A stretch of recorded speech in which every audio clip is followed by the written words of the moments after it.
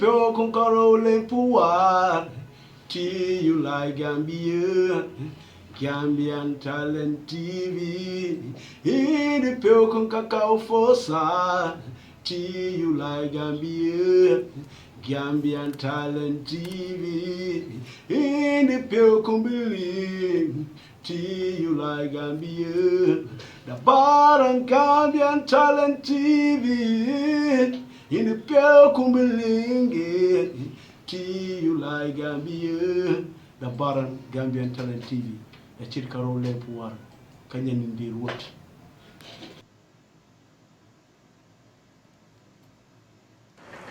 La ilaha illallah Gambia. Gambian Talent ala barika. La ilaha illallah Gambia. Gambian Talent ala barika. La ilaha illallah Gambia. Gambian Talent ala barika. La ilaha illallah Gambia. Dawda Jawara barika. Gambia man la jalima di yéen a ngi seetaan Gambian Talent fii la de bu leen bàyyi fii de fii la affaire yi nekk tete ñi na Leila sanani kalilema kalitulo na firula baba duda ni kanilema kanunyo kanabula molu noma molu mambetea. Take it from a kid. Mim fama hadi fentuai jam. Am gini roli son duale jam. Albeni la ye duale jam se jabur jam. Ndul ka bi freedom of space te buale jam. Dual be la dua du bual be bua alla bolan esti Gambian dream brikama boyo ndul kanna kuole ki. It's all about Gambian Talent TV. Tune in direct. Ala jibe stay tuned. Mimbe kidding Gambia. Mimbe kidding Gambia Bantala. Gambia. Look.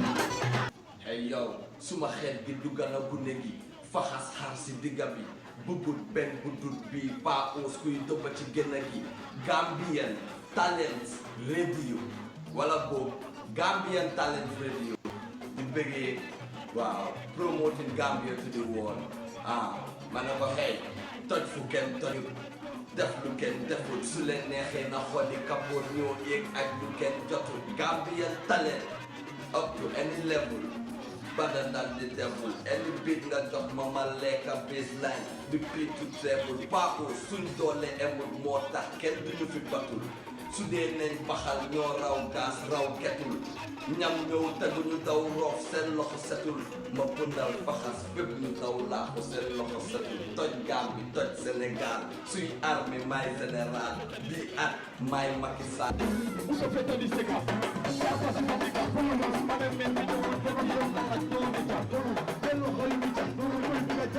It's very good. I like so much. I'm very happy. Every time I'm happy for Gambian Talent. Wow. Because the people is good, is very nice. Your boss is very good. I'm very happy, okay? Wow. Yeah, I learned me and my name is Natura. Wow. This is talent. Talent. This is talent. Wow. Okay?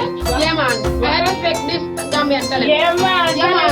I'm very happy. I'm very happy. Wow. Any moment, anytime.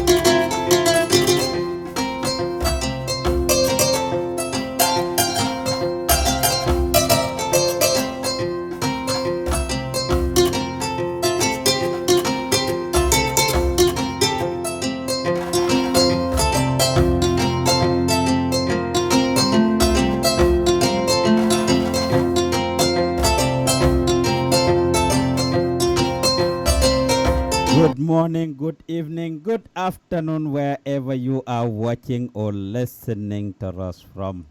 You are watching the NYOHOBAI show with Pa Usman JOOF live here from our studios in Seattle, Washington.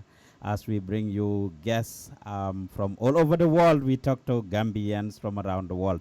Mane NYOHOBAI show la de mbuka musamba na njamea lonko nak amanda mandin sarabe mem fola.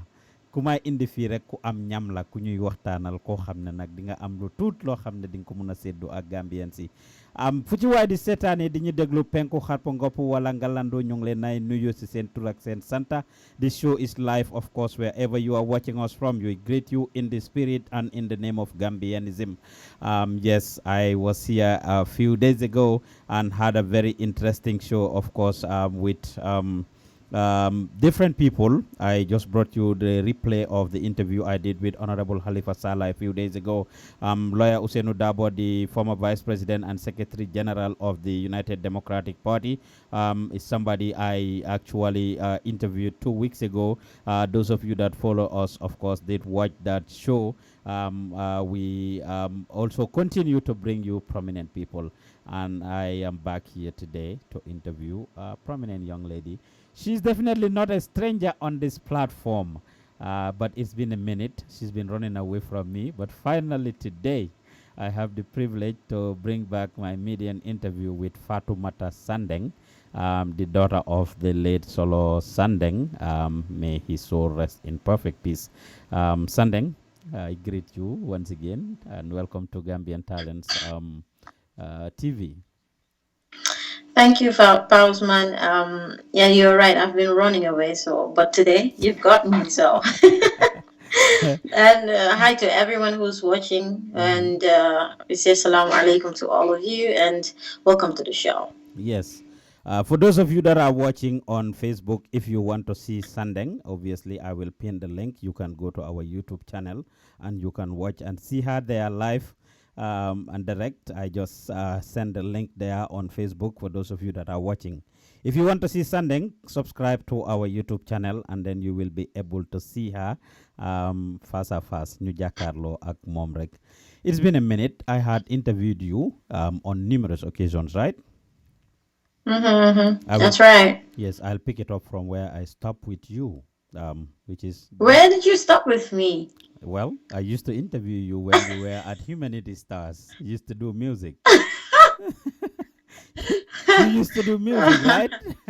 I interviewed you about your music, your career, and all of that. And all of a sudden, Sandeng quit music. What was the trigger for that?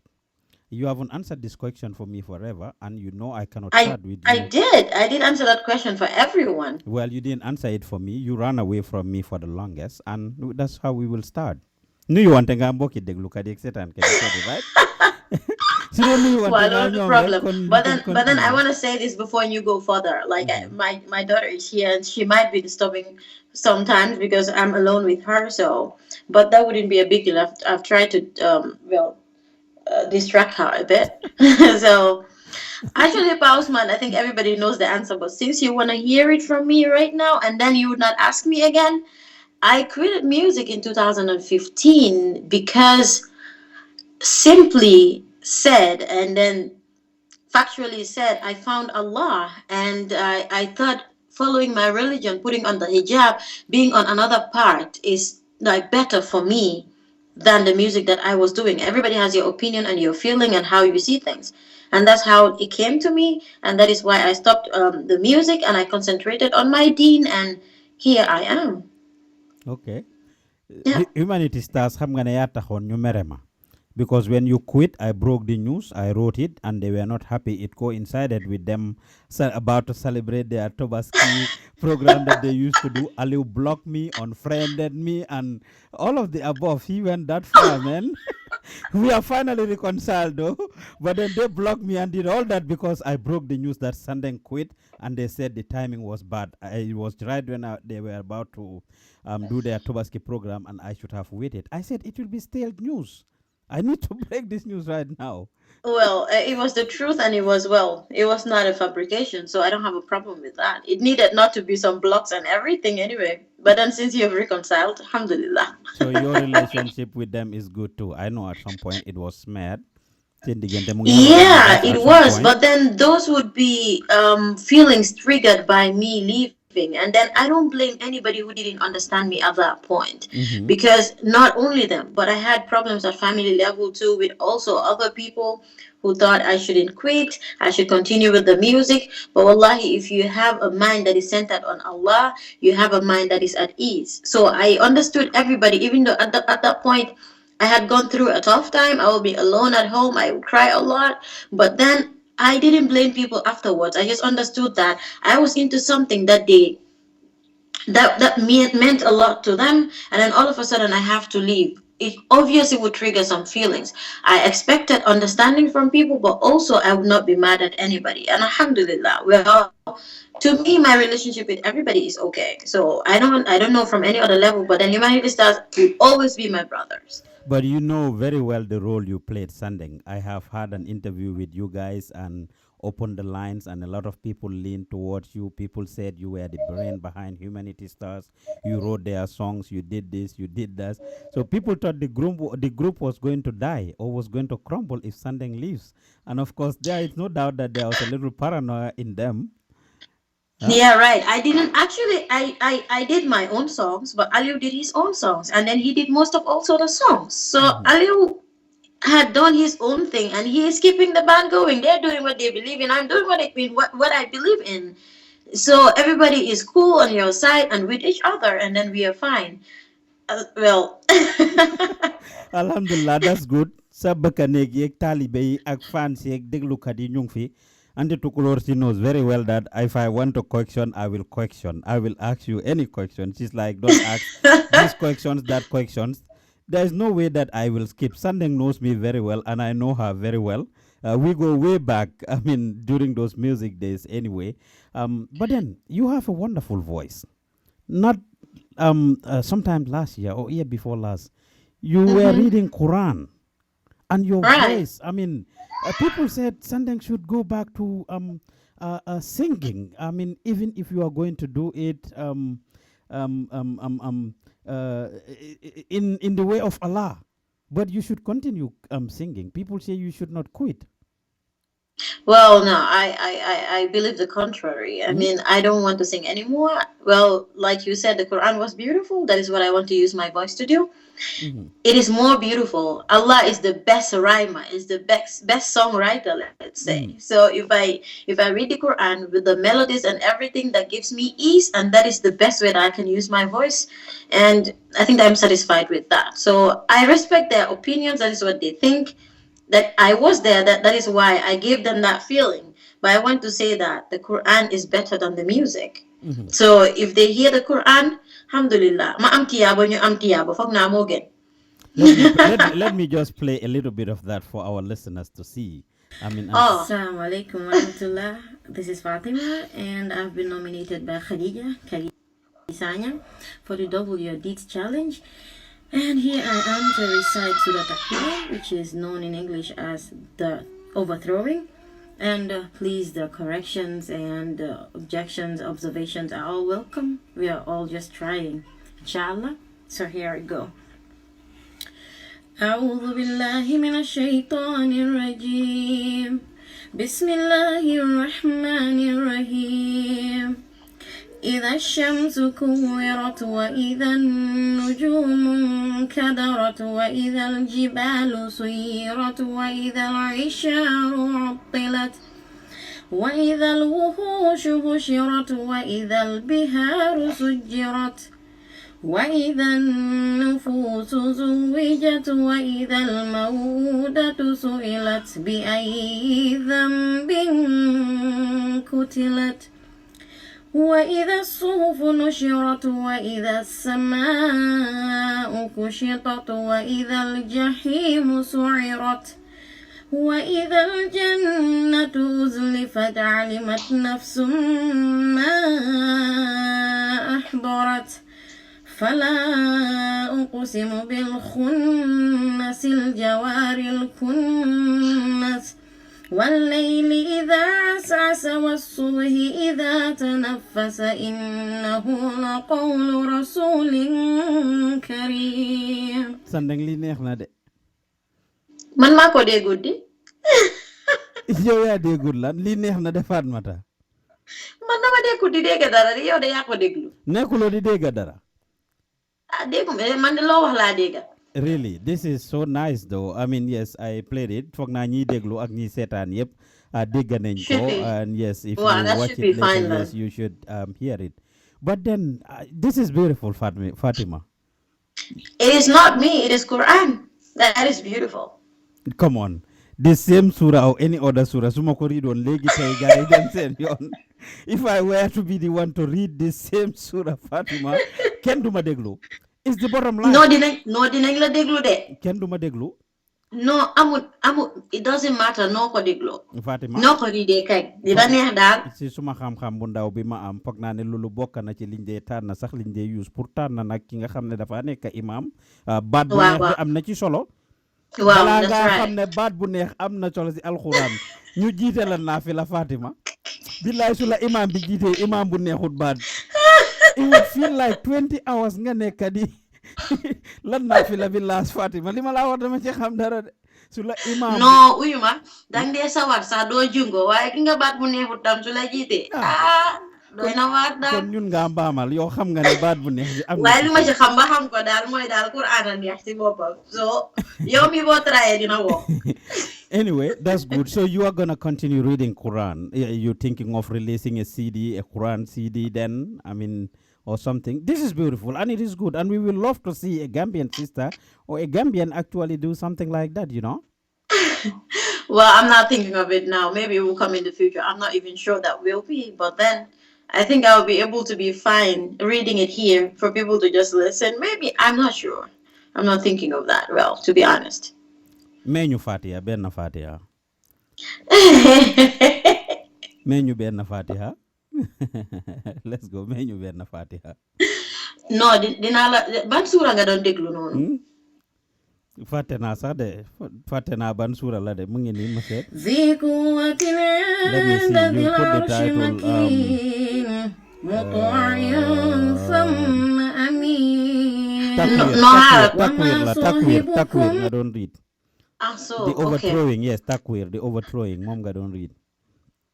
Okay, so maybe I will read Yom al-Qiyamah or I will read Qalam. I'm not sure. You choose. Go ahead. Yom al-Qiyamah. Buguma dem Yom al-Qiyamah léegi tey gars yi disconnect. Waaye mee ñu ci Yom al-Qiyamah ridal ñu Yom al-Qiyamah bismillah. أعوذ بالله من الشيطان الرجيم بسم الله الرحمن الرحيم لا أقسم بيوم القيامة ولا أقسم بالنفس اللوامة أيحسب الإنسان أن لن نجمع عظامه بلى قادرين على أن نسوي بنانا بل يريد الإنسان ليفجر أمامه يسأل أيان يوم القيامة فإذا برق البصر وخسف القمر وجمع الشمس والقمر يقول الإنسان يومئذ أين المفر كلا لا وزر إلى ربك يومئذ المستقر ينبع الإنسان يومئذ بما قدم وأخر بل الإنسان على نفسه بصيرة ولو ألقى معاذيرا لا تحرك به لسانك لتعجل به إن علينا جمعه وقرآنه فإذا قرأناه فاتبع قرآنه ثم إن علينا بيانه كلا بل تحبون العاجلة وتذرون الآخرة وجوه يومئذ ناظرة إلى ربها ناظرة ووجوه يومئذ باسرة تظن أن يفعل بها فاقرة كلا إذا بلغت التراقي وقيل من راق. MashaAllah. How do I improve? You knew all these surahs before you quit. Ndax bi nga demee ba quit music is when you learned all of these things, or dara kan? Yeah, when I quit it is when I started. I think the surahs I knew before I quit it were going to be the starting of the, let's say, from Fatiha going up, not far. Anyway, Okay. but I also forgot them a little. I think Apart from apart from some those are common. Yeah, but when I quit it is when I had to concentrate on data, and then I had to learn the Quran more. I think memorizing. There is a lesson to learn from that, Fatima. For people who would think, oh, mandama makpur janga. It's never too late. It's never too late to learn, right? Never. It is just the determination. So ko buge def ding ko def. Wow. So they go see you dal. Okay. So when will we see more of this before you move on? When will we see more of this? People gaya get daanu leer on Facebook ak YouTube yep, mashallah. Buguma rek ñu daanu leer de dama bëgg ñuy jàng ñoom tam Quran ñu sé am tiyabu ñu ñëpp parce que actually jigéen soo gisee ñu ayé ko wëy ñu ne baat bi nu mel la waaye su dee Quran nga jànga the purpose is to pour am sa tiyaabo ñeneen ñi ñu ko parce que Quran ku ko jànga ku ko déglu yëpp am nañ sa tiyaabo so su dee loolu mooy reason bi den baax na so buñ daanu leer rek nañ ko jàppee ne ay waxi yàlla rek. Maybe I'm just a mean for them to hear it, and then you Okay, fair enough. That's good. Right. You started doing that depuis bi nga nekkee Gambia, right? Before you left. Yeah. Immediate. Man, depuis bala ma quit la commencé dara sax because si weeri koor bi weeri koor la quit actually last days of weeri koor. So before lolu actually it was not because I wanted to quit.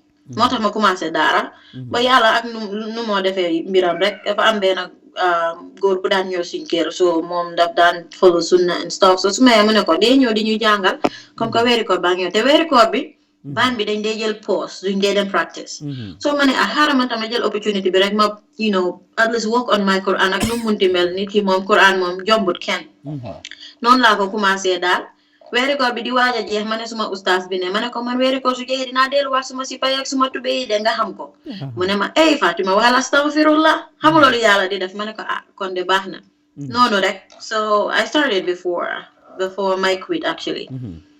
Just this morning I was informed about somebody ko xam ne daf doon hijab and finally ñu ne dañ ko gis mu am liggéey bu ees Gambia, somebody that was doing something at our place and then ñu gis mu teg cheveux bu baax ba pare def cangalam di liggéey ci industry bi and gars yi ñu ngi ko critique ñu ne is because ibaadu yi wala hijabi yi dañ dee waane lu rek I mean some of them dañ dee cover up pour ne hijabi lañ wala dañoo ibaadulu but it's because of some reason they're just hiding behind it. Maybe sometimes it's poverty or sometimes it has to do with something that they're trying to cover. What's your take on that? No man ma wax gay am naa njëgi cheveux nag de dama ko jëndul rek di jënd ay kaala mais am naa njëgam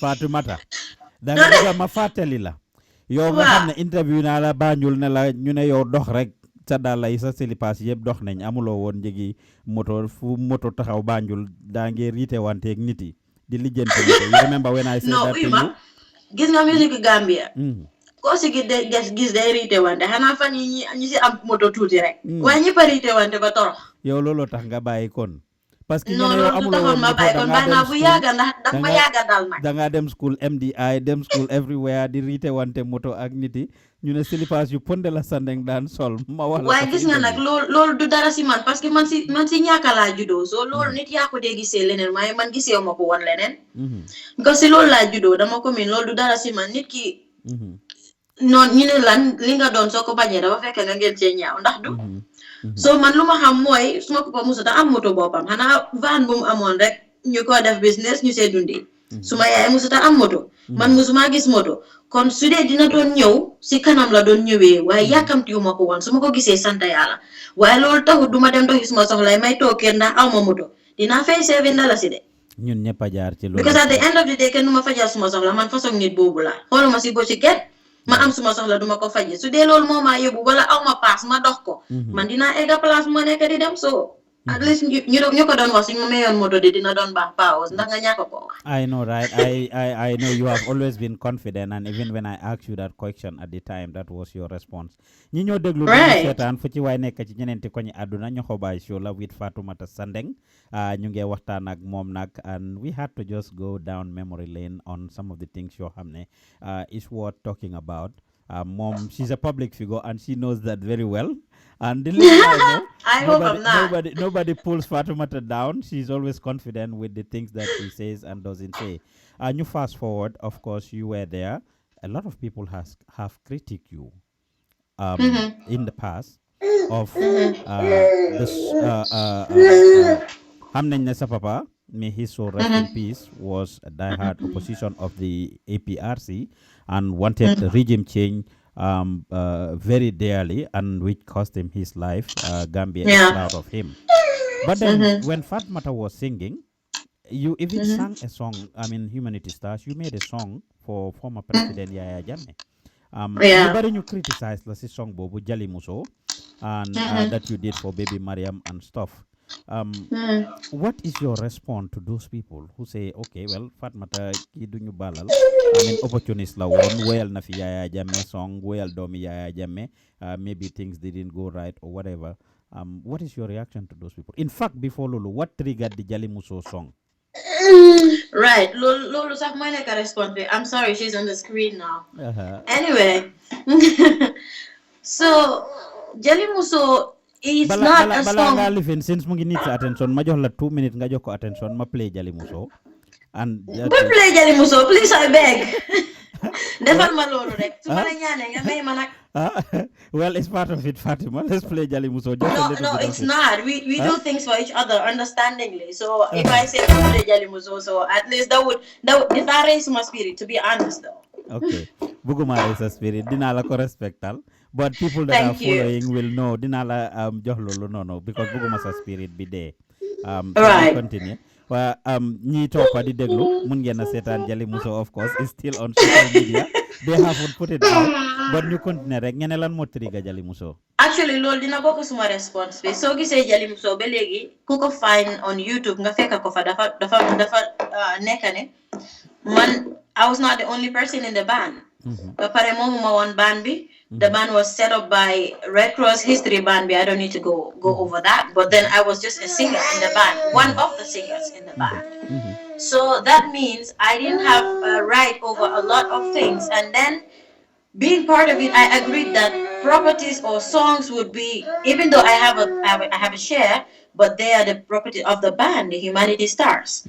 So lolo mo ta ko fine jot ko. So don man kena like man kese like ken numa gisat suma music or something.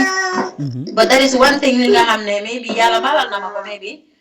So but then I'm so sorry.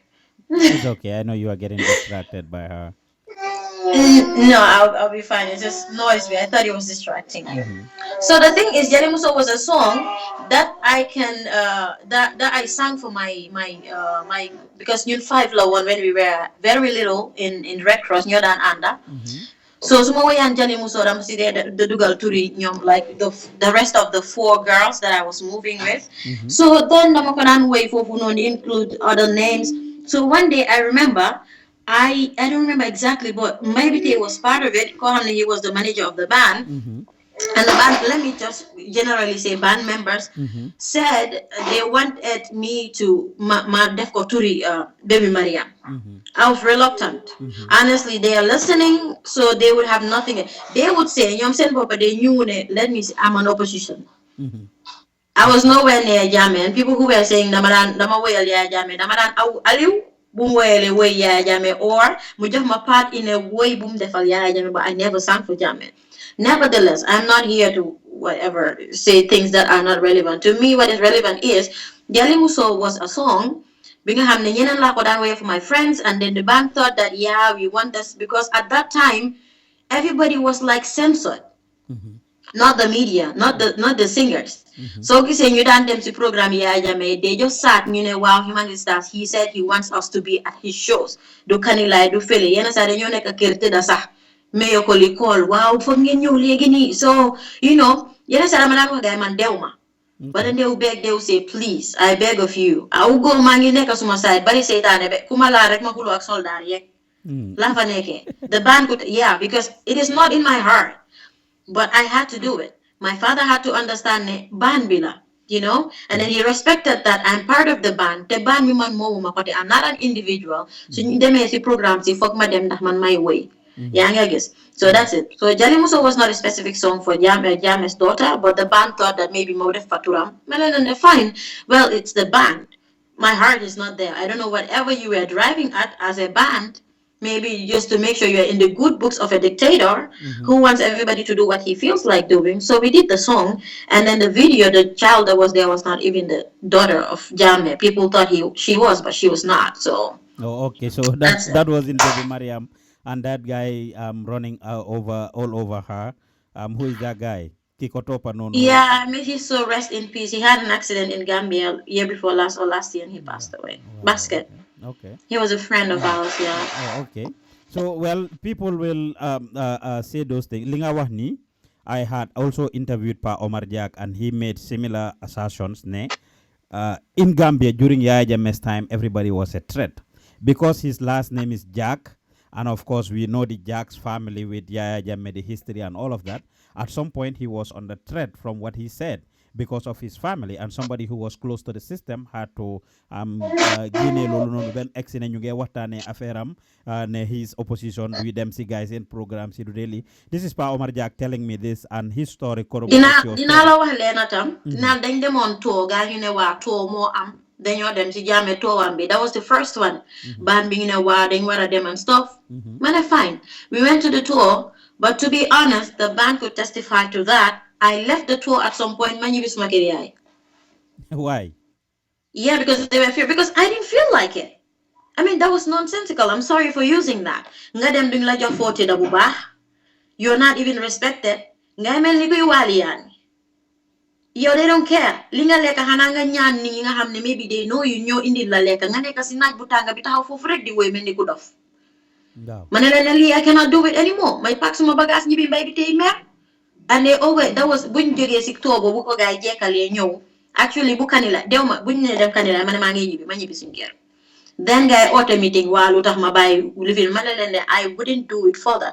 Te benen to su ñewé su may tuya jame toge ñu oma sa dama leen ni wax dewma. Benen to jot ñu oñu ci bureau bi APRC bureau ma tok ñu wax joxe liste ñu ne waaw légui dañ bëgg ngeen bind sen tour ñuy dem liste bi ñëw ci man ma pousse ko ak pen bi ñu xol ma ci bot man leen dama demut lan lay topé to bo xamne ñëriñu ma I'm not doing it fofu la joggé ñu ñëp ñu ñibi because I don't want to do it. That's me. So I was ever not Jammeh. I had nothing to do with him. I'm not even trying to justify because I owe no one justification. I knew what I knew, and the band knew what they knew. So that was it. But you are facing all this backlash about it now. What did you gain from it? Did he give you money? Because a lot of the musicians and artists and bands actually did that at the time just to get money. He has given money to a lot of the artists, and some of them, of course, say that they did it out of pressure, like Pa Omar and others. Did you guys or you personally gain anything? Did he give you guys money? There are even allegations that Yaya Jammeh gave you money. Part of Saint Kir, I heard that allegation. Even part of Saint Kir was fenced or something based on money that you got from Yaya Jammeh, Halis Bumlen, or something. Papa pare good boy. I mean, you tell us. Papa. Okay. Sure, we had because so performance sometimes.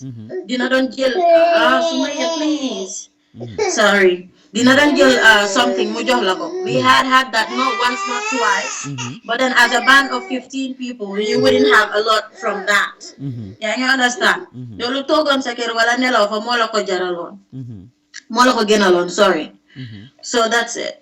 Oh, Yeah, okay. but yes, though we had something from him, not once, not twice, and Oh, I did personally too. But that is something that is part of my activism, and I wouldn't want to talk about that here, but it will come out soon. oh, okay. Sure. Duñ la yóbbu So Janneh commission. let's just fast forward, Duñ la Pausman, to the yóbbu Janneh events of commission. the Yes. current events, Yes, that's please, that's that's fine. So we go to the because the child is getting uh-huh. pissed off and Yeah, so stuff. you did all that, and in 2016 we saw what we saw, of course, April 14, which is coming up in a few days, in 5 days time. um Yeah. your father and others went out to demonstrate for electoral Yeah. reforms and stuff, and eventually we had the news. We saw them being arrested, being beaten. The videos are all over the place, and eventually we had the news that he was killed, and then the party leader of UDP and others came out to demonstrate that Saturday, the 16th, and they were also arrested. We saw you in one of those events giving a speech. You gave a very powerful statement. First, That was the 16th, yeah. yes, first, how did you hear or know about your father's death? Well, on that day, the day he was going for the protest, I was actually preparing to go to work. So he told me that he was going on a peaceful protest. That was the day I knew about it. I never knew he was working on that. So I said, okay. And so he said, okay, just be careful and make sure you're safe and the family is safe. And we agreed.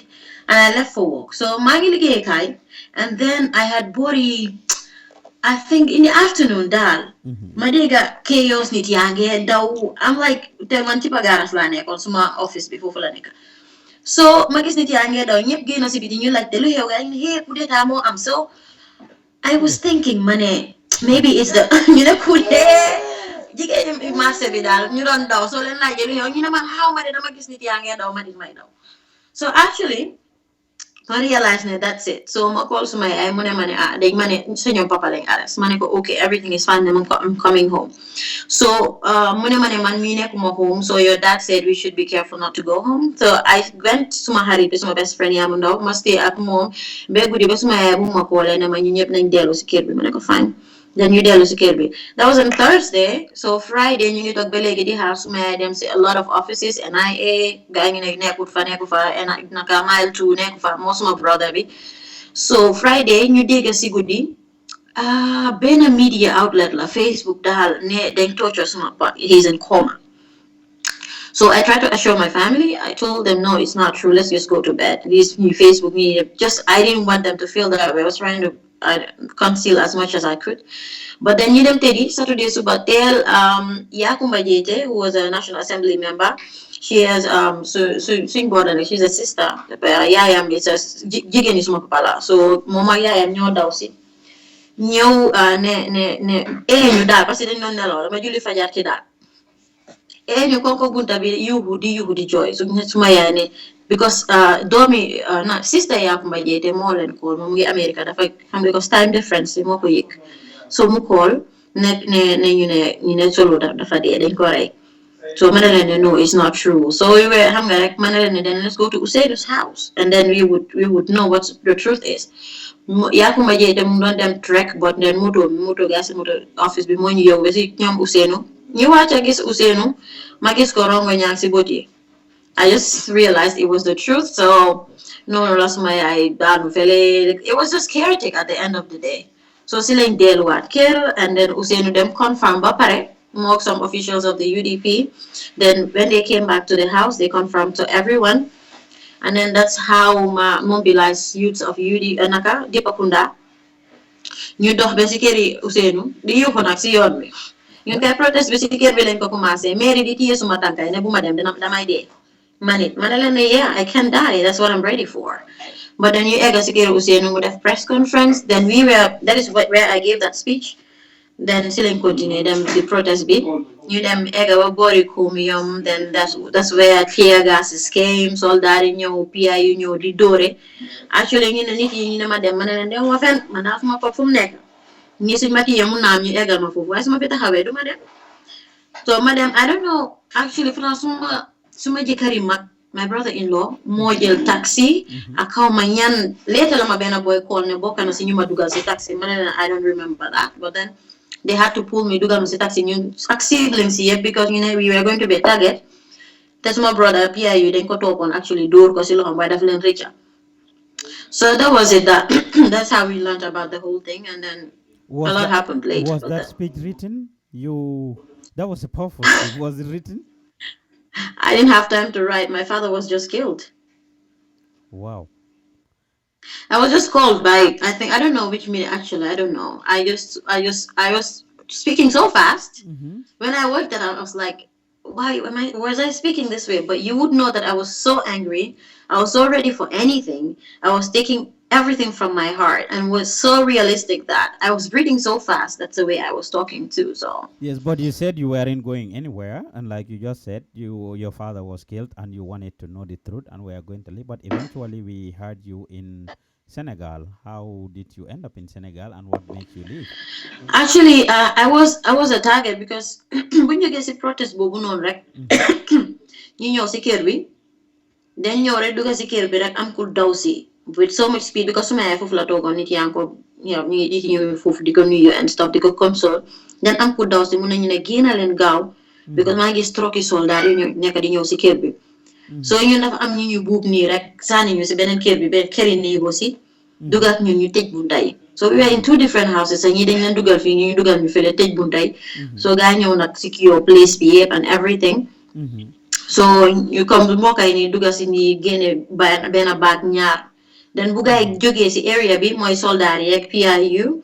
Then still you gain in you fake a domi usen da mungi defon arrangement for a lady to come because up. So family you joge fofo. Them Senegalese embassy. I'm trying to be fast to cut everything short. You them Senegalese embassy, you know, it was a Saturday, they wouldn't accept us inside. There is no work. Wow. Therefore, in Tahaw, you get straight PIU to Taliban. So it was a dilemma. We thought we could be captured anytime right now. So we tried everything and you explain a lot, but they didn't agree. So we had to go Ghana embassy with fam ben ali bu fa nek space bu fa nek ñu dem taxaw fofu nonu ñun ñep trying to stay away from Taliban. So then call suma jëkkër mak neko we didn't succeed, they didn't allow us, so we need a car to come pick us up yóbbu ñu Sakir. So Sancha ba fofu lañ nekk for 1 week nekk di hide foofu actually suma yaay daf doon dem di bokk naa si kër bi di toog foofu noonu ndax mbokk yaa ngee ñëw mu ne moom du dem nubatu. So man lañ daan téye daal su ma ne damaa génn man mii ñu téye ma ñu ne ma yow yaay tàgget bi yow soo génnee because gars yi bàyyi wuñ kër bi for I think a whole week. Suma benn xarit moo ma call di Pakunda la nekk suma xarit mag la actually after ñu ñëw xaritoo ñu nit mu ne ma ne man dama wàcca liggéey from Gamcel ma ñëw guys because night shift la nekk mu ñu stop ko ne ko yow lan ngaa ut fii because of mu cross suñ bunti kër mu ne leen mu wan leen card am ne leen ne man dama jógee liggéey so mu call ma si suba si mu ne ma ne don't try to go to Pakunda because ñu ngi foofu ma ne ko fine so si la I'm trying to work on something because time bu maa ngi wax ak Musa my current husband, I think we have to leave because my father told me, make sure the family is safe. I feel I'm responsible. I don't want anything to happen to the kids and my mom. So we spoke to her, Mom Tamu had to go see, and I spoke to Duga DC and Sohana Sala. So that's when they spoke to Musa Sar in Senegal. A lot of things happened. A lot of people got involved. I was scared at some point. Mahamud, driver bunyo pixie haumako. But then at the end of the day, everything worked. How was life in Senegal? Well, it was hectic. I mean, we didn't know anyone except Musa Sarbu in your pick. Sikeram ling dem teda to dinelo because we spent like a whole day. It was the second day in Senegal. We used Yoni Tamba use. So that's it. It was hectic. We didn't know anyone who knew Toggles in Bopa. I mean, one had enough money, enough mattresses, but then we managed. And at the end of the day, we managed to feel comfortable there, spending 9 months. Who and who went? All of us went. To my family. The whole family went. Okay. Yeah, with my mom, everyone. So how did you end up in Germany then? I came back to Gambia in 2017 after the inauguration. So I came back. I got married in exile. I didn't want Jammeh to stop my destiny. He was not God. Okay. When I got someone who wanted to marry me, my dad would have been happy to see me married. I didn't want to get into any illegal relationship anymore. I got married, and my husband was living in Germany. So, and then I went back to Gambia. He came to Gambia. I got a baby in Gambia. And then he, German citizen anyway. No, Gambian, just has a German citizenship. I will take ownership still. So he has the right to bring his family. So that's how I ended up here. How is marriage life? How is marriage life? Alhamdulillah, it completes half of my deen. Mm-hmm. I just have to pray and do some little things, and my deen is complete. So it's beautiful.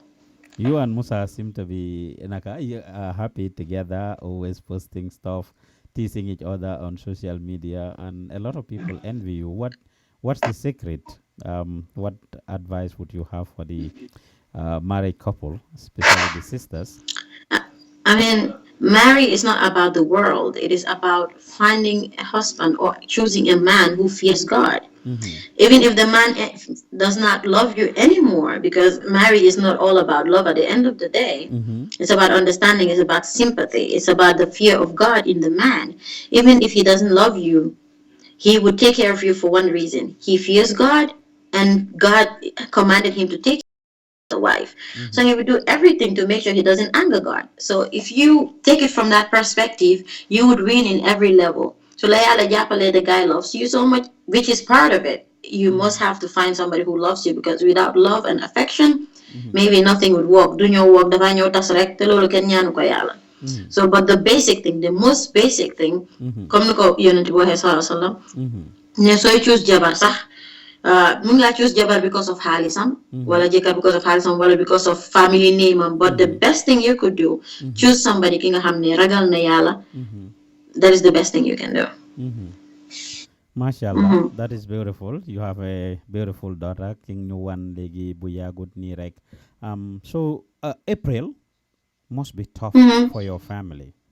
Yeah. Like you said, all of those things you went through was in the month of April, and something you weren't ready for. Ngene yire sa yobulen ko. Kuy tuki ñaarel lu lati, if you don't take anything, you will at least take clothes, right? Yeah, right, because they don't jare Jiboro si border bi, and we were supposed to act like villagers that early morning. What do you want to amedara? It would be like then you travel. Man personally see Alabila jare, because coming over here, everybody knew me before that. So I had to go Ganao police station bi, la jare. Terek man don wax Musa, man ko no tay soldier tamsi la jël from TRC. Man don maneuver in the bushes like that. I know, right? Waaw ne dem rek ma ngi dégg say mu ngi ko yu mu ne ma rek lañ ko jàngal ñi dañu paré yépp. No, man fu mu nekk ni soldier tams yu ma jël sa dafa bari. So man ko man don maneuver si bush bi nonu dal ba ma dem ba egga si police station bi. I just looked straight rek ma génna talal dal mais ni village bu e subatel di dem faro dal. Wow. And my sister, my brother did the same. So my amut santi Sandeng, and then my little sister who was 2 years old, mom didn't call like Kate. So my mother son si motor bi ak driver bu ko indi kay xamuñ ko so. Ñu ñoo fekk ñu ci yoon bi ñuy dox. Oh, okay. And then so April, April is a very tough month for you guys. Right. It's been like 3 years since Bim Hapune Bentei. What do you guys do in April? I know all the other Gambians would celebrate it or do whatever, but you as a family, lan ngeen dee def in April? In April, like you said, the feelings are triggered again. April brings a mixed feeling. I was actually born in April. My mom was born in April. My little brother is born in April. And then my father died in April. And all of these things happened in April. So April is a special month for us, special in a very lot of ways. And, that did trigger a lot of feelings and a lot of thoughts, but then in April, you thank God because God has made that happen in April. You're still alive to witness another April. And what we do is but we do every day, pray for my dad, remember him every day. There is not a day that we would forget him. But it just makes you remember him more and more. And alhamdulillah, in April, the family, we have set up a foundation. And that foundation is called the Solo Sandeng Foundation. It is to make sure we keep up the legacy of Solo Sandeng. Of course, not only him, but also those who he went out with on April 14, 2016. And just to say this, we honor and respect everyone But then, as a family, as his daughter, I thought that I should set up a foundation for him. And people beside me, friends, helped me and my family too to set up the foundation. So just the Gambian notion, people thinking, ne, danga jël affaire si diko centralize like si Solo. We have the Nelson Mandela Foundation. Many people have fought for it for justice or something, but it was specifically named after him. That is going to be my closure to do something for my father as a Gambian, not only for his daughter. To set up a foundation to keep up his legacy because I knew who he was. I knew what he believed in. I knew what he did. So with respect to every other victim who did something before Solo, who did something with Solo, and who did something after Solo, we are celebrating all of you.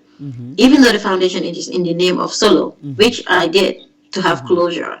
And I thank God for that. And just to say we respect everyone. Your father's body was one of the first that were exhumed. Yes, after the new government take over. What did you guys feel when the body was exhumed? I actually signed the paper for the exhumation, but I couldn't witness the exhumation because I was called by the police that morning and said, "We are ready, let's go." I said, "I can't. So I can't be at the exhumation." Gambia la feka why demulo aten ko?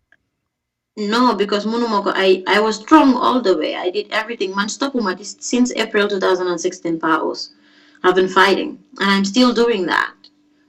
I'm trying to bring Jammeh and his accomplices to justice in every way that I can. Part of organizations, everything else that we are working on, a lot of things that we don't disclose a lot because so them water me don't want the enemy where you're coming from. But then I've not stopped. So, but that is one thing I couldn't do. So I couldn't go face new exams. So my brother went. Your brother went. At any So point, it was. did you actually have belief at any point? You know, some of what they would maybe they could know but somewhere only. Did you actually have that belief at any point, or from day one you knew he was killed?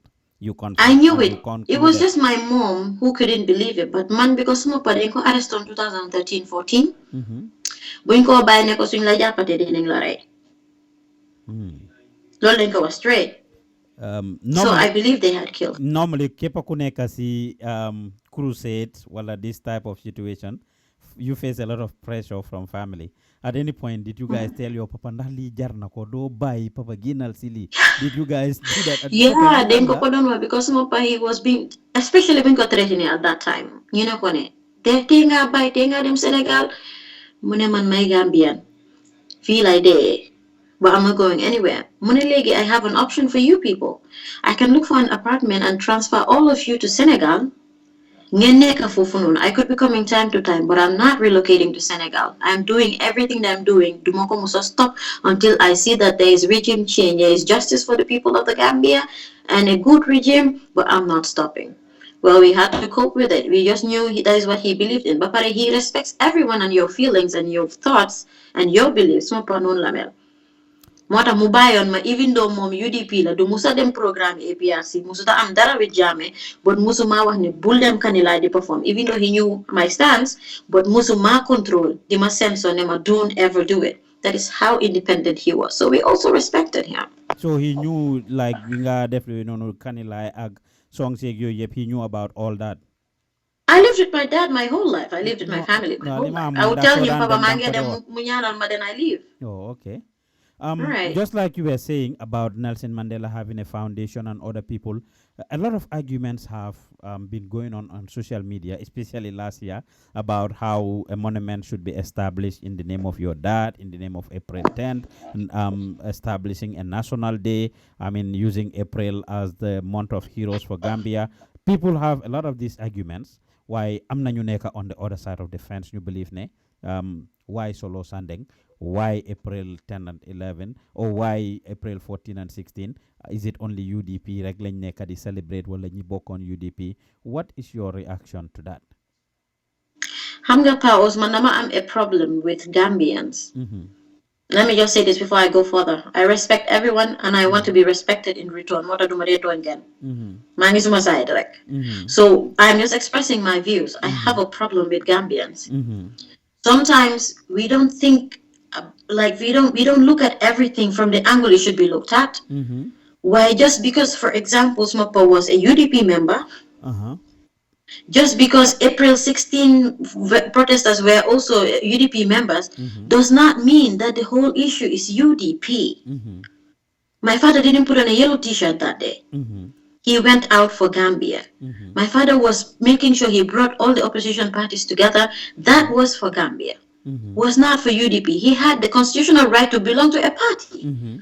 That is what made him a national hero. That is what made him a political person, to realize that he has to stand up for Gambia.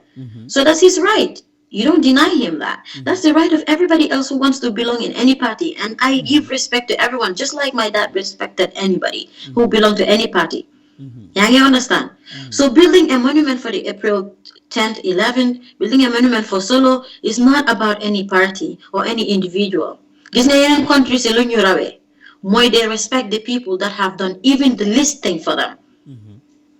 It is good to respect people for what they have done for you.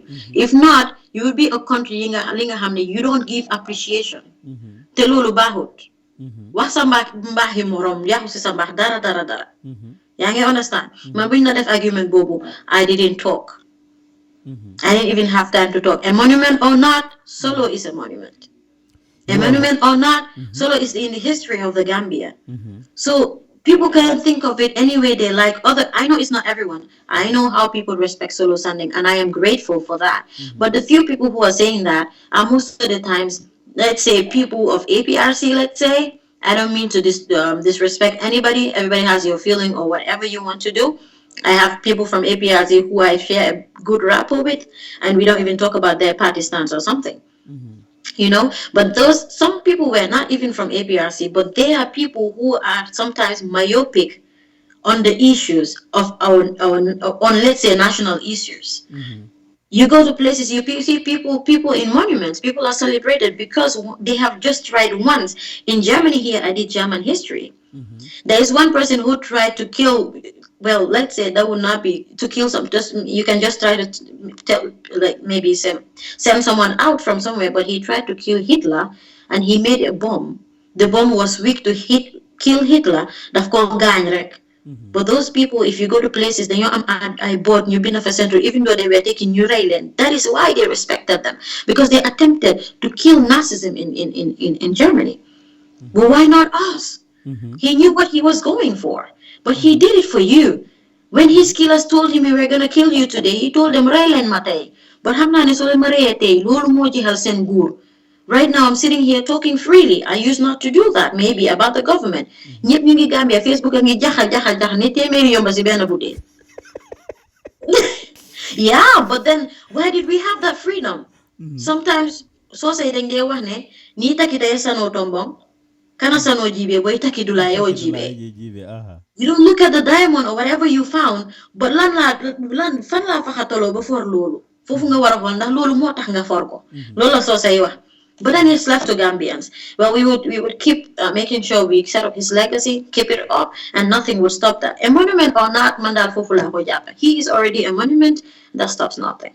I cannot agree any better with you. Just a few days ago, mangi replaced my interview with Khalifa Sallah been last year, and I did say the same thing at the end of that interview for the people that watch it. I said, Gambia ñun fair respect to suñ borom xam-xam yi. Fair respect to suñ kilifa yi, fair respect to suñ jiit yi, and people that do so much for our country. Dina hard pour suñ dëkk bi dem kanam. And well, like you said, it's a big problem for our country. We barely appreciate, and we should appreciate no matter how small it is. We can have our differences all we want. Why what is right is just right. Because like you said,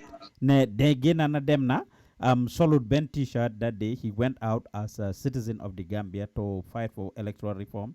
In any case, even if he went out in the name of UDP, the reality is now everybody enjoys what he fought for.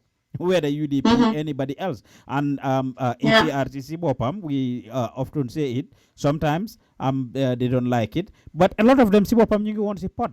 Because a lot of the people who were in the APRC government will tell you that they were there because they were under pressure. A lot of people now say you get in the work. Join because his life was under threat. A lot of the people said that they had to stay in the system because their lives were threatened or something. So now everybody has the opportunity to freely talk and do politics.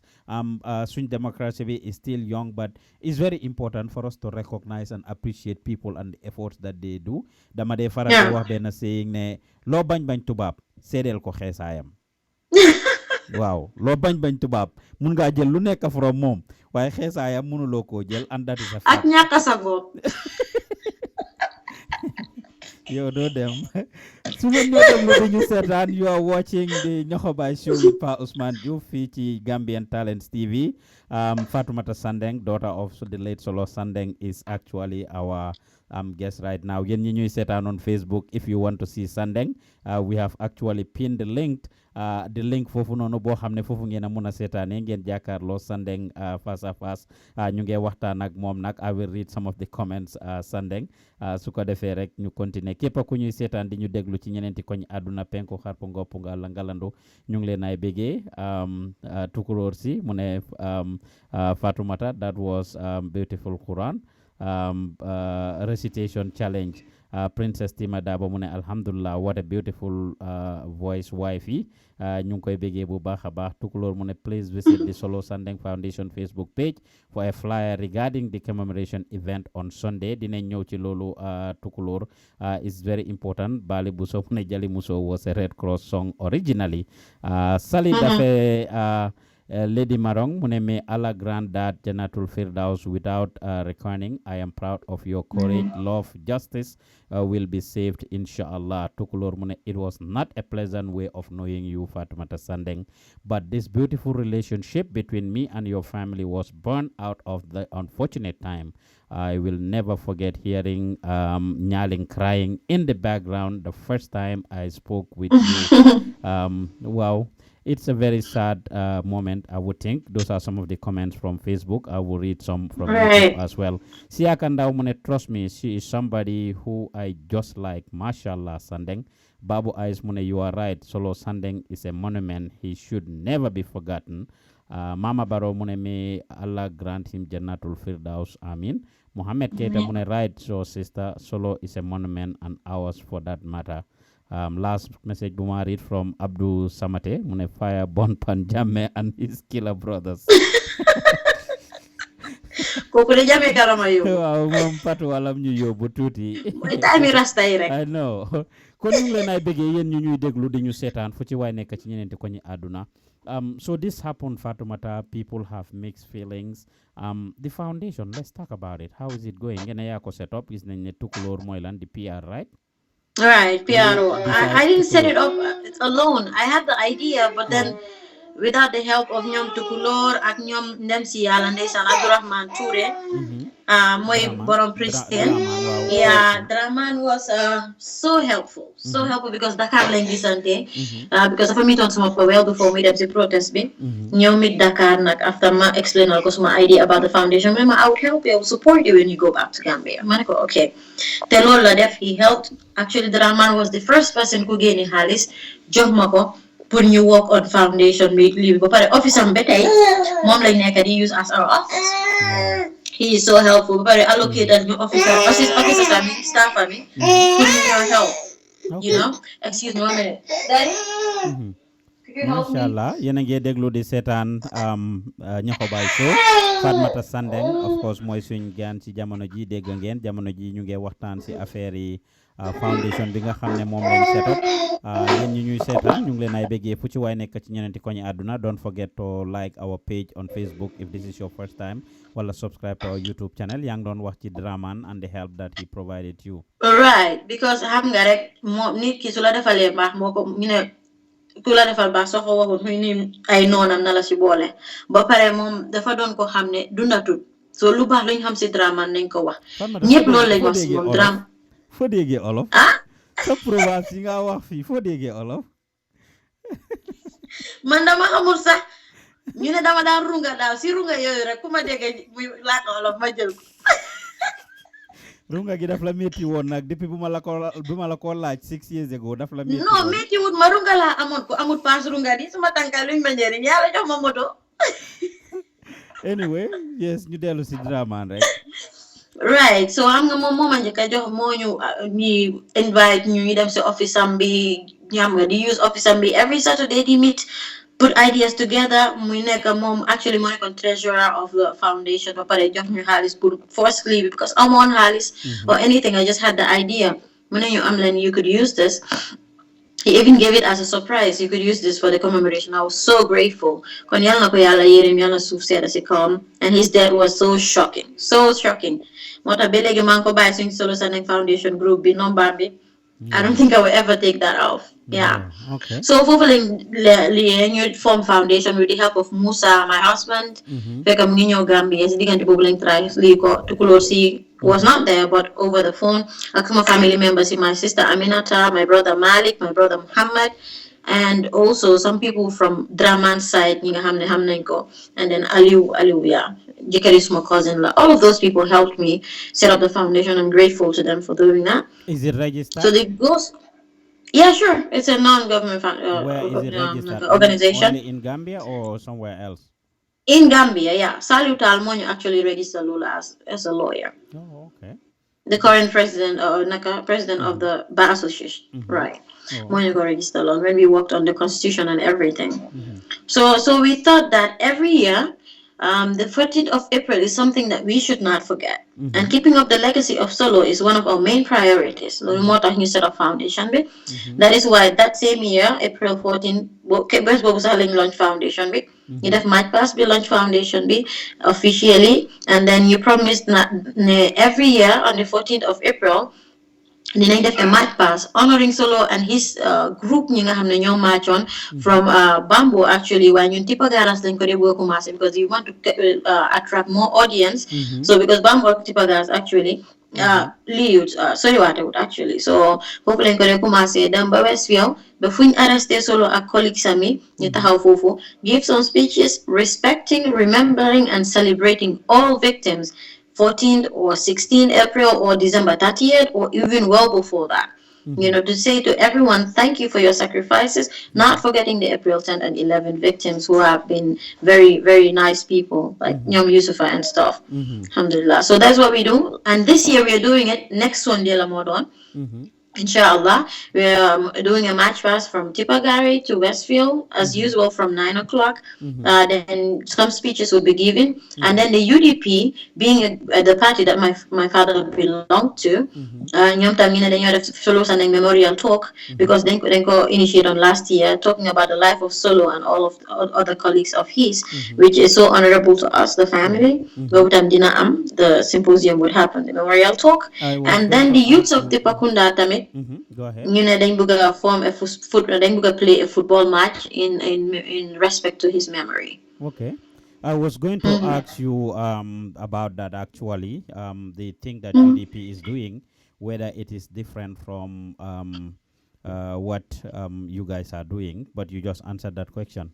Talking about UDP, you want to add to that? You want to add to that before I ask you? Yeah. I want to say we are actually doing it in collaboration with the UDP Youth Wing, but then they have told us that they want to help us in whatever we are doing because Solo is from UDP originally, and then they wouldn't want to sit by and watch us and not do anything, and that. Because, like, as a Gambian, I will take ownership of everything Gambian. So I don't blame UDP if they want to celebrate Solo and his colleagues, and then we appreciate it. And then they have told us that we just want to help you. Any part you think we could help, we can do that. But the symposium was thought of by them, and they did it last year. So they got beyond them. Continue the flow. So we will do the march pass with them. But it is the foundations organized march pass be well with the help of the UDP Youth Wing who want to help us in every way. So that's it. My next question I was going to ask you has to do with UDP. No, actually. Last year, there was a lot of backlash, of course, with the coming out of Nogoy Njai, Nyom Fatoumatta Jawara, some of the people, Sohoga Dahaba and others who came out actually and spoke. Saying that they were neglected by the UDP and by the president. Does the family of Solo Sandeng feel that way about UDP? Wala President Barrow, do you feel betrayed or do you feel UDP then neglect or something?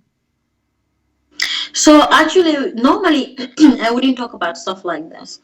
But not long ago, my mother was interviewed, and she feels okay to talk about it. And then I think I would just talk a little bit about that. My let's say the rent, the house that my mother is into right now, Usenu Dabo Moko Febelegi. Mashallah. This is not talking political. I'm not talking for any political party right now. I'm talking as a family of Solo Sandeng, right? So that is the UDP helping us. Okay. If the government had helped us that way, it would have been another story. Or if it had helped other people that way, it would have been another story. So I believe that to me, not being biased or anything, to me, UDP are doing their part. They're just a political party. Hussein Daba has made sure he paid the rent of my mother's belegi. Suma yaay 9 dom la am. Koku de suñ ko naroon a wax ne amuloo néeg boo dugga tey de mu neex. Wow. But alhamdulillah, that somebody is thinking. Since when did UDP or Usainu Dabo start paying that rent? Right after your father passed away, or is it recent? Right after my father passed away, we were in Senegal. Wow. Okay. Wow. When Usainu Dabo was in prison. Wow. Usainu Binko by prison. I think we were still in Senegal. Wow. So Tayo, he was not even himself yet. So he started paying the rent because Balalo time we were living with my Max, so we were not paying rent at that point. So it was when we started paying rent, that was year before last. Then still of Master in 2017, August 2017. Oh, okay.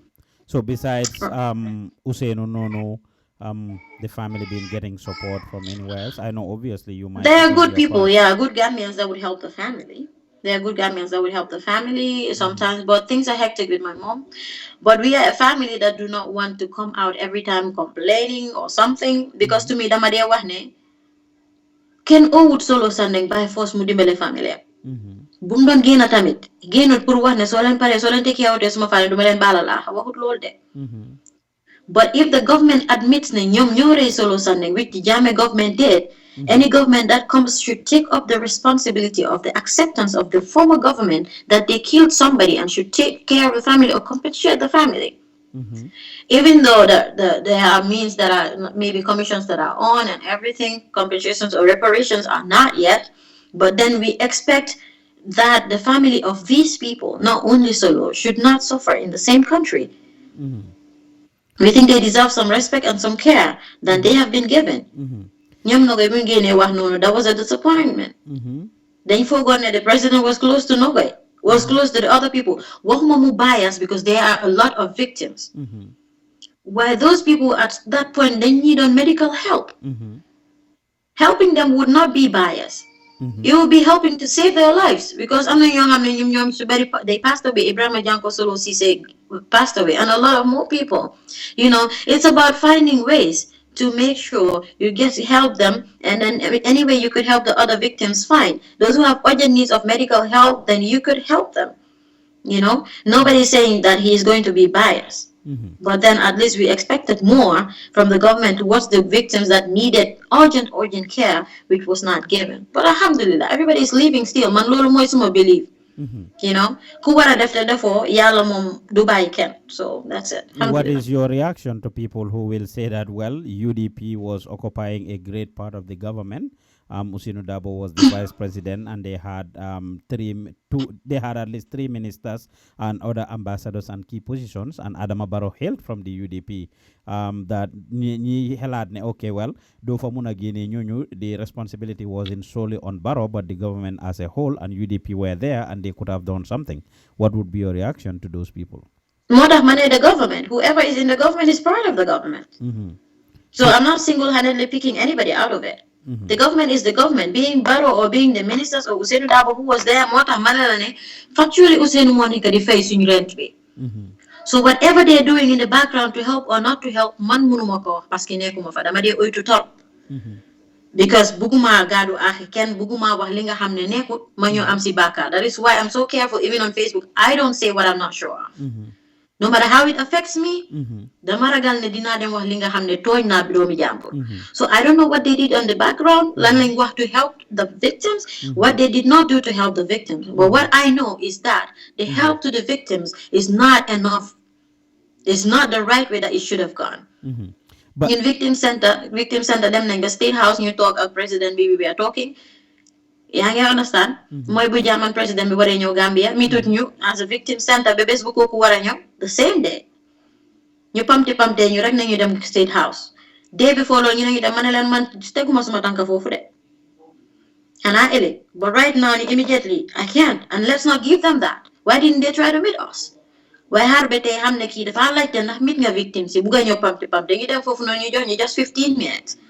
At the end of the day, what I'm driving at is that Mangito Gonbori Barrow himself, and what he said was that Balasolo didn't protest. We had a Congress. I was in his team campaigning for him to be the National Secretary General. And he promised, this is not about Solo, it's about the victims. I went as a victim center. You know, he promised that he was going to help the victims. And Tinoga came late that day, but she was actually there. So what went wrong? You know, the victims are not the only priority of the country. But and we understand that. Some people claim or argue that, well, they were kind of, especially your family has been taken care of, because there are a lot of people who were supposedly killed or murdered by the Jammeh government, including Ninga Hamne way earlier or way before your dad. And nothing happened for those people. But your dad immediately arresting the NIA 9 in conjunction or in connection to the his death, and of course them the exhumation be Jorgen the remains. What else until this minute? We just hearing about the November 11 Taisi Subasagis in the first part of the grave that was dug. They did not see anything there, which of course will be a big disappointment to the family. So yenen yep ñu defaluñ len lolu way yen at least dem nañ bañ identify arrest nañ ñi nga xamne ñoy perpetrators yi ñu still they are behind bars dem nañ ñu suli sa papa fiñ ko sulon ñu lifin ko, so people will be like, okay, the government must have done their part or have done their part for you guys. They didn't do it for us guys. Or for we guys. Okay. That's it. I don't know which one is correct. I'm not English. But the thing is, the government needed to work on the atrocities of Jammeh, and the most recent one, the one that the government accepted, was that of Solo Sandeng. Bapare mungi tangon at that point. Bapare amon a little evidence. Bapare nyuko def dawin demuin fel nyungi fresh. And then they have to capitalize on that. Even though we are grateful as a family, but let people not see that the government did a privilege or like a favor for the Solo Sandeng family. It didn't. The government is there to make sure that the perpetrators are brought to justice. The way it could start was the fresh one. Binga hamne munna say perpetrators. They threw Sondau's case and Mahawa Cham's case out of court. Even my father's case, it was threatened to be thrown out of court. My first daisy. Bring them in because the state couldn't provide a lot, because NIA guiding Tampa one with a lot of evidence. Yaa ngi gis loolu mooy métti Yaya Jammeh mu ngi toog 22 years yim defoon dafa far be ana robaam bi bu munta far be I know waaye far na lu bari so lu mënutoon a far in that time bu ndaw boobu noonu they had to look into that, because case boobu la gaay am te government bi Yaya Jammeh xaw ma ñaata case la accept ne maarey de waaye it was rare. Bu Solo bi accepting. So bu Solo bi accept na ne maarey, so the government had a way in getting into that. Ba pare ñooñu they were fresh ñoo xam ne ñoo ko def ñu ngi woon still in the NIA.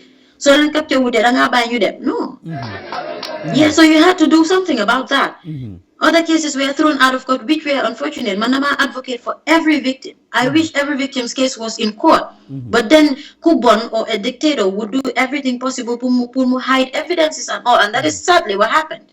So we are grateful as a family, but it was not a favor. It would never be a favor. It's a responsibility of the government to find out the truth. Time and get them. I'll play this 2-minute video of Barrow for Hamne Munge Hasal Sapapa. He did not do this for a lot of people, but as a UDP candidate, Barrow as a UDP candidate, talking about how he is going to make sure that something is done about your father's kid, and at a very short time, or in a very short time.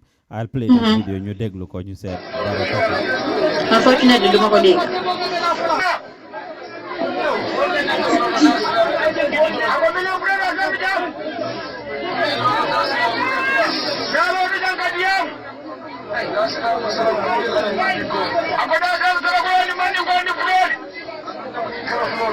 Akada nyum kara fula boladi. Lakin ndeka umem fam fam falo. Akora kana la bila mem fala bugaro. Swakina ko mande akawo. Ni wakina ko mande ngodo. Akota ko mem bijam. Be mande akawo. Ide mande ngo moide. Ari ngo mande ngodo. Ina sila fula nyawo ida sila mida. Ako bila sila fula nyawo jang. Kabin solo banda wakini. Idele nga danda nanja. Idele na nada. Solo tata kombo. Solo kombo. Tata kombo. Adada kombo. Dema ulindi jang. Kada usenda bo fasa. Kata UDP fasa. Wala ulindi jang. Ako solo. Adada jihadol. Hey. Adada jihadol. Awa jihado menge. Ani otuda wala kono. Solo musele frewol. Ako sele frewol. Gambia kano. UDP kano. Fusenda bu kano. Wala sama kombo. Kabri frewol jang. Malo ngafi bak. Akaya fi bak. Ina dada na lumme na. Ama kombo dale. Ako dimaya bala babul jang. Ako alfa balam. Ako kamala. Anyila idota ko. UDP.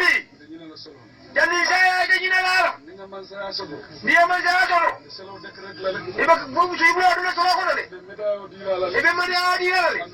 Family support. Adi family pare ba support dale. Jani saya ke nyina lala. Ma emale ko fofu Fatoumatta. I will stop it there. Mune joxe Why na mako degut nak? Mune ngala hido di solo mu dimbaya ti baleti.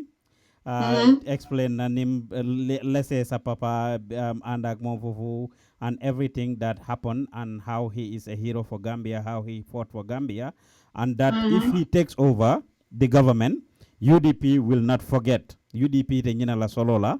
Ntenyina la family la mbella hido dila ko ninga manza kundata. Immediately we will do everything possible to support Solo and Solo's family.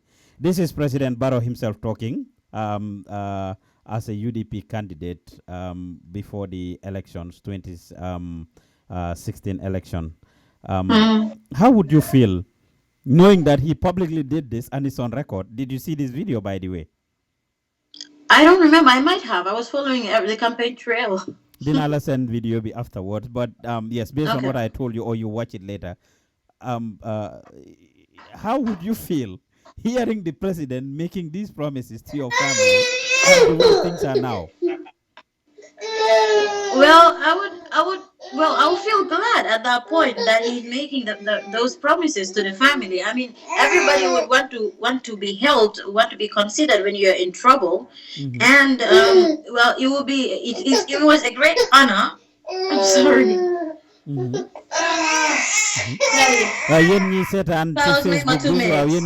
On Facebook, if you want to see that video of Fatoumatta Sandeng himself, you can log onto our YouTube page. The link that I just shared there, it will show you the you will see the video and you will see Fatoumatta himself. Yen ñi déglu yéen a ngi déglu face à face jóge fii ci Gambian Talents TV. Su dee dellu si nga rek Fatoumatta mun ngaa continuer. Right, maa ngi doon wax ne ku nekk dina feel happy ne yaa ngi see trouble like that and you have been assured of help. And pour mu wax ko mu leer, ñun as a family xeebuñ dara. Ku ñu wax ne sorry sax appreciate nañ ko. We are not a family that is greedy following something thinking ne suma pa dafa gaañu loolu moo tax we expect the world from anybody. Yaakaaruñ ko si kenn. Loolu dama ko wax ca kaw ñëpp dégg ko. That is how we are as a family. We are not expecting anything. And no matter what little we have from anyone, we appreciate that. But there is a feeling in someone or there is a knowing in someone, bi nga xam ne danga xam ne lii sa fundamental right la. Maybe su time bi jotee family bi dina jot si loolu mooy reparation. And the thing is, kii dafa nekk di am fon nu moo nekk di dawee di ñëwee di ree. So loolu lay wax nii. So maybe reparation will not for us and every other victim's family, and then we are waiting for that as the things are unfolding. But then pour wax ne nekku ne dañoo blame anybody for not helping us parce que binduñ ko si loxo kenn ne dañ ñu war a help. But then the real thing is government accepted that they had killed someone. And then if that person is killed, mu bàyyi njaboot boo xam ne man nekkuma woon man waa dama doon liggéey bu suma pa commencé but man suma liggéey bi resign ma dama am pour bàyyi them in exile. My sister was working, she had to stop me them in exile. When you were back, we had to struggle. No job. My mother was not working. We had little children, so we expect to be helped. Lolo jombut ñu, like every other family in Gambia. And to reiterate that, right? Are you Tau? Are you the first child? No, I'm the third. You are the third, okay. Yeah. To reiterate that, I would say that Barrow needs to help, or whoever needs to help every other victim's family, just like the Solo Sandeng family. We are not selfish because our father was not selfish when he went out. That would just depict to you what a kind of person he is. So we're not trying to center things on us. Right. If you were to describe your father, that last question, Sister Papa, if you were to describe Solo Sandeng to the world, how would you describe him? Well, he is one person who is so selfless. I think the most selfless person I've seen. So dafa talk sa school bi ñu oñu ñu ne parents nañ dem dafa delegate suma yaay moom mu demal doomi keneen. No. He would do that. Dina jël school su paree ñi di def seen grade 9 exams ku nekk di nga am xale daal si kër bi man dina am xale boo xam ne maybe yaay moo gaañu ëpp papa especially ñu seen papa yi gaañu ma dem utal kenn school suma mag dem utali kenn school moom mu dem utali keneen school. He's like the father of everybody in the community, in the society, and in the country at large. That is how he is. Ba pare amalut kenn dara si xolam so lo di ko def lu jara rey nit sax mu ñëw toog mu ne la nit ñi duñ benn nit su la defee lu bon bul feeku. We would be so angry because xam nga yëfi jigéen rek di mer di naan waa ma ne lii duñ ko accept suma yaay di mer mu ne ko bat man lañ tooñ man lañ saaga man meruma ba pare mu jël dina mun naa jël sax suñ maalo bu ñëw lekk jël jox ko nit kooku noonu just to say how much a clean-hearted person Solo was. Emale na ñëpp famille bi ñëpp dinañ ko wax dañ dee wax ne mère yi dinañ wax dañ dee wax ne duñ musa amati doom boo xam ne dina mel ni Solo si biir famille bi. Putting everybody together, making sure ne ñëpp am nañ tax bem des moom. So sometimes I can't describe my father. Honestly, that is the truth. Good. Sa brother bi gis nañ ko moom muy participate ci a lot of demonstrations and protests against the government or and speaking. The last place we saw him was during the deportation. We know deport the people from Germany. Gis nañ ko ci dafa doy protest bi Occupy Westfield and others. How is the family saying that? Is it him reacting because he's disappointed with the government that your family is not giving the what you deserve or the justice, all the other support that you deserve? Is that what he is? Why he is just going out on all of these causes? Yoo xam ne nit yi ñu ngi ko fight for, from Dafadoy to Occupy Westfield to the deportation demonstration. Which one would say he might not have a connection with? What can you tell us about that? Well, you do not need to be related to anybody or anyone to be connected to something. Okay, fair. Muhammad is already an adult of his own. If he thinks something is wrong, he wants to stand up against it, he has every right to. I will just leave that to him. If he is not satisfied but one thing I know is one goes out to stand against something if you believe it is wrong or it can be done better. One thing I can say about him is that he is not a disgruntled person. He's so reasonable, but also goes out for what he believes in. That is how my father taught us all, because that is what he did his whole life. But man, personally, I'm not. Barrow is our president, and we will do everything to support him. Whoever comes, I will support you until if you do something wrong, I'm not in for it. I would say it. That's it. To me personally, I feel our security as a country is not giving priority. Okay. Why right. Did you say that? That is one of my problems. Why did you say that? Wala problem gunjur ak berending bi. And I mean, to me personally, I would say this, not to go against Barrow or somebody, but I'm saying this for every other person who is looking for public office. You do not need to look for political recognition or gain. Benga fate what you have to say to the people strictly. Waxuñ nga nekk dictator. but you have to stand your grounds as the president of a country. If they are doing the things that they don't need to do, set up measures, security measures to make sure lolo boom them. How many African countries have we seen going into civil war? Because benn tribe dafa dem si banki rek ñëw di rey fii benn gunjur dafa dem berendi waa berendi ñëw rey waa gunjur kan moo xam where it's going to end again. So I am pleading to everybody close to Barrow or even himself to look into our relationship as a country, not only our international relationship. Sing relationship with Senegal or any other country, it's beautiful. But what is that when we don't have what we own in our own country? Gambia do dara suñ amute stability within us. Te lu affaire yi nekk di demee suñ ko saagaanee dina ñëw olbatiku si loo xam ne duñ ko bugga. Te man, that is one thing I'm afraid of. Honestly. Mano is my concern. So if it's just one thing I'm going to say, sir, I really want that. I'm so scared. So scared. You cannot say that any better, Fatoumatta. I have done several shows in which I criticize the government for not prioritizing security and being a reactive government instead of a proactive government. A lot of times, exactly. Interviews have been done, and you see the people of Gunjur saying that they are sitting on a timing bomb. They said they are sitting on a timing bomb, and the government needed to do something. If they don't, they will. And this land dispute issue right now, you only know of Gunjur. There are so many liman hardly does a week pass. The calls a very land problems you. Security they can be into a picture of Genjoro, of course, one of the restaurant owners. People were like trying to break into their places. There are so many security risks and security threats happening in the country. Anti-crime units are trying their best, but yes, there is a lot that needs to be done to take care of the security of the country. Why they know how? So my final questions to you will have to go with: are you Team Barrow or Team UDP, Team Lawyer Down? Because apparently right now the UDP is divided. It's not Barrow. Some UDP folks are with Barrow and some are with Lawyer Down. Is Sandeng as a person? If you could repeat your question. Yes, Fatoumatta Sandeng as a person. Are you UDP, Team Lawyer Dabo, or are you Team Barrow? That is the question. Yen ñu ñuy déglu ngeen balal ñu rek doomam bi moo nekk di ko distract noonu.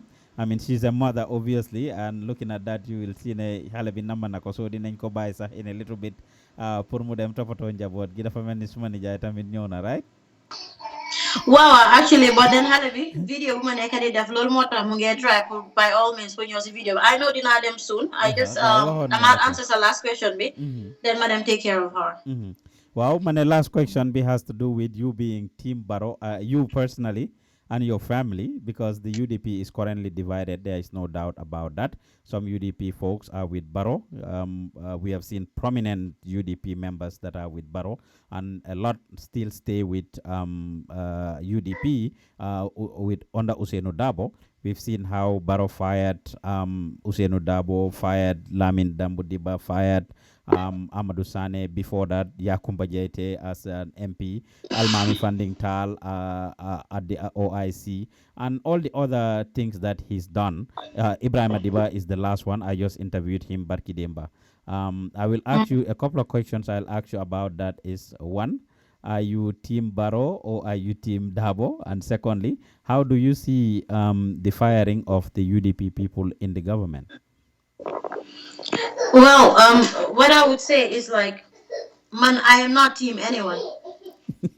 Yeah. I am one team. I'm on one team. Yeah. Justice for the victims. Justice for my father. That is what I'm concentrating on right now. Right now, I'm not active in any political party, even though I have my political party of choice. That is my right.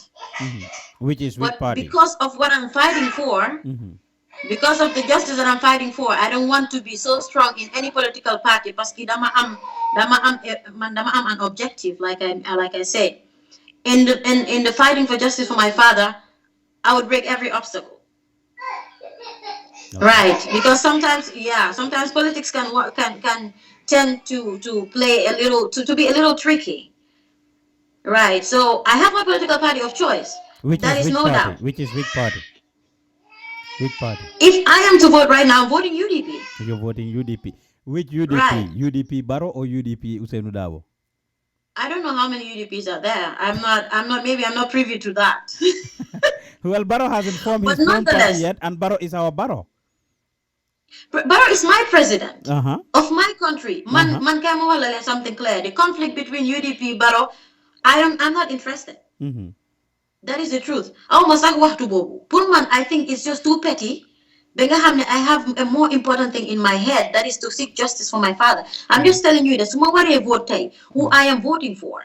Mm-hmm. But the whole saga here and there, man suma sanyon gis nga ni dara so len ko def, I believe what you say is not even relevant. Mm-hmm. That is to me. So I'm not interested in which UDP is there, who is Barrow, who is Team Barrow or something. What I know is that I have a president in my country. If he does good, he does good for himself and the people. If he does bad, we have every right to come and stand and tell him that. Mm-hmm. That is my stance. Most importantly, my political party is Jammeh to justice, bringing Jammeh and all his accomplishments to justice. That is my strongest political party right now. So even if an APRC member or somebody that used to belong to the APRC became a victim, you will still fight for that person.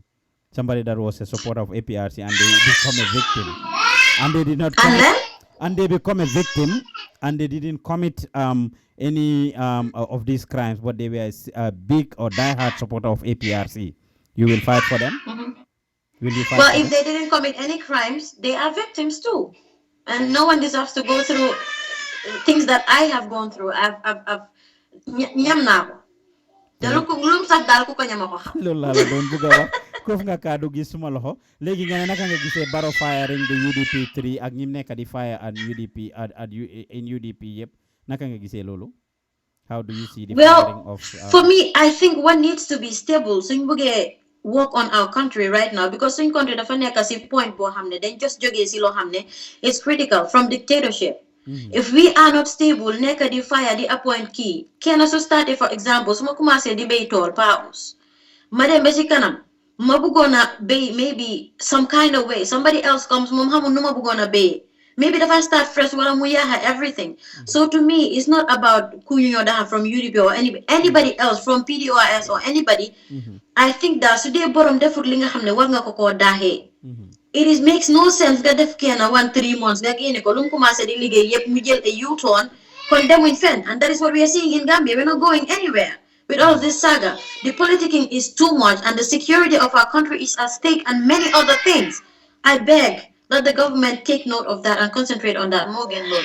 Yeah, so Balanga, if I had any question, I'll just tell you finally the commemoration of the April 14th event. I have to take care of my baby. She's important. So the commemoration will be on Sunday, 9 o'clock, a march past from Chipagari to Westfield, and we are begging everybody from any political party. What time? You say what time? What time? 9 a.m. Yeah. So Westfield come you attend previous 2 years of you can set on Facebook and then people then there will be this memorial talk on my dad and other victims, and then there will be a football match because we will have more information given about that later. And what is the name of the page? If anybody wants to donate or wants to contribute, how can they donate? How can they contribute? It's a Solo Sandeng Foundation. They're gonna open a GoFundMe this year. We're moving on that because a lot of people couldn't set up a GoFundMe recently. Nobody set up Gambia, so it became a little problematic. So we stopped it because they on this year. You help the female prisoners in Mile 2. Yeah, because they are women. Maybe they have problems with sanitary pads and a lot of things that they need as women. So we wanted to do that, but as a foundation, we have our funds from donations and health and funds, and we don't have so much money. We expected to have funds from the Gambian people to be able to fulfill that, but then we couldn't set up a GoFundMe. But anybody who wants to donate could contact me, the PRO, or Itukulorsi, or Muhammad, and then or anybody. It's not only cash that we are saying. If you have soaps or buckets or sanitary pads, you're welcome. We could put all of these things together. But then a lot of fun to do that. We will not be able to do that this time, but maybe we will do it sometime in the future because it is one thing that Solo Sandeng advocated for, prison reforms. We will send our team to actually cover the events on Sunday. Thank you. We have the information about all the other events, we will cover it. That was a wonderful interview I have with Fatoumatta Sandeng. I am grateful for her granting me this median after running away from me for several years. Advantage, like you kept me here for all the time I was running away from you. Everything I wanted to ask you over the years, the reason why it took long, you got me to all the things you gonna like over the years. So that's why. But I am very grateful and appreciative of your maturity, your level-headedness, and your professionalism. I look up to you for a long time, and you know that very well. Dégg ngeen li nga xam ne moom la jot a wax fii suñ dëkk bi we are at a crossroad. And her priority is security. We are not stable yet, and the government and every Gambian have a responsibility to actually make sure that the Gambia is what we want it to be, the paradise of the world. Ñu ngi tollu foo xam ne nag Gambia ngi tollu foo xam ne ku ko sànni mbaatu mu toj ndax fiñ tollu si jamono ji stakes yaa ngi high, energy yaa ngi high, a lot is happening loo xam ne suñ sàgganee dinañu yóbbu foo xam ne bëgguñ fa àgga ni ko Fatoumatta waxee rek ne li mu saf ku ko ñama ko xam, and we don't want to get to that level. 22 years is a long time. We are behind on so many things, like other countries. Fiñ tollu ñun xaajaguñu àgga foofu noonu and luñ tëgga rek rax ci xànjar and moo tax ñu àgga fiñ nekk nii dañ dee ëppal si lu nekk nag dégg ngeen mu ne GoFundMe jamono ji dañ xaw a restrict Gambians si for getting into it because so many people have just been abusing it, which I think is very true. So dañ war a bàyyi suñ xel luñ def rek dañ ci dee ëppal, and right now politique bi energy baa ngi overbari with this tribalism thing, with this political party thing, this party, that party, this person, that person, and we need to do something. Kon ñu ngi bëggee Fatoumatta Sandeng yéen a ngi doon seetaan face à face fii si Gambian Talents TV. Képp koo xam ne nag yaa ngi ñoo seetaan, if this is your first time, subscribe to our YouTube channel. If you are watching us on Facebook, tamit like our page. If you want to see Fatoumatta and all the other videos that I played earlier, you can actually click on the link that I shared there. Gambian Talents is a non-profit public media house, which means ñu nit seeni bot la ñuy xoolee, seeni gémmiñ la ñuy waxee, seeni noppa la ñuy déglu. Supporting us financially will go a long way. Kon dinañ leen ñaax pour ngeen jàppale ñu. I shared some links earlier through which you can support us. You can subscribe to our Facebook page, and you will be able to actually help us with $5 a month every month. Yéen ñi seetaan on Facebook, next to the comment section you will see a green button that if you click on it, it will take you to a secure link where you can donate to us. And for those of you that are also watching us through YouTube, you can send us money in the Gambia if you are sending your family allowances and remittances. 7833524 7833524. ñu ngi leen ay bëggee képp ku ñuy déglu dañu seetaan ci ñeneenti ko ñu àdduna. Share the video. It will create a lot of awareness about who Solo Sandeng is and the Solo Sandeng Foundation and him as a person and the impact his killing has on the Gambia and his family personally. Kon ñu ngi leen ay bëggee ci seen déglu bu rafet. NYOHOBAI show la woon ak Pa Ousmane Diouf. Jërë ngeen jëf ba beneen jamono.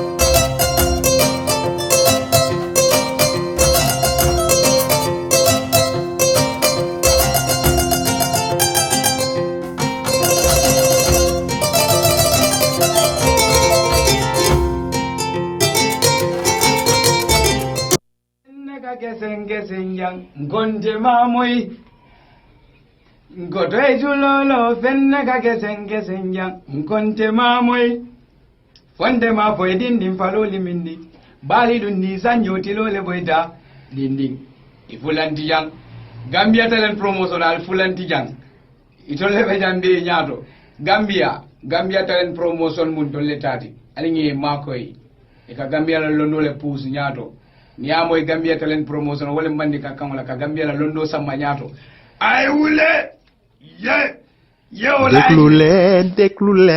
déglu leen ko Gambian Talents amul morom dina la bégal waaw déglu leen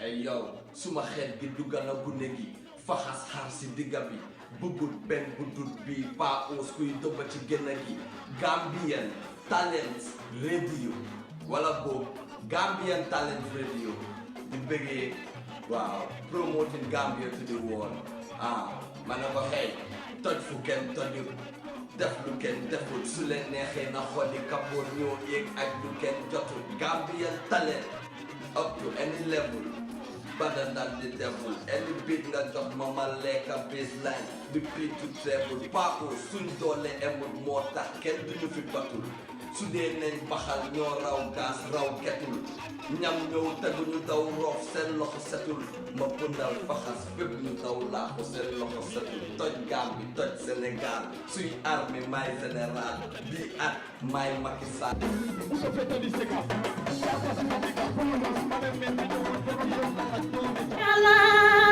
Iba kuriya munna nafate kuriyala Iba jawya munna nafate jawya labi Iba kuriya munna nafate kuriyala Nafigi la sila manja Ula bambali la sila manja Uya fala la sila manja Ngomari masale bokelela Nafigi la sila manja Jakula bambali la sila manja Uya fala la sila manja Muna ngomari masale bokelela Yo Gambia ntalam albadi malam nena jeli suso ntene bali janto bi Gambian Talent Show mamobe tantula mal jayla albadi malam the queen of Manding nena jeli suso the golden voice wow mbal tantula mbal jayla bake bafala ko album o kanale December on the Benjamin Hall akana fomo ko mashallah Gambian Talent Show La ilaha illallah Gambian Talent ala barika la ilaha illallah Gambian Talent ala barika la ilaha illallah Gambian Talent ala barika la ilaha illallah Gambia Dawda Jawara barika Gambia man la jalima di yéen a ngi seetaan Gambian Talent fii la de bu leen bàyyi fii de fii la affaire yi nekk. Tete ñi na Leila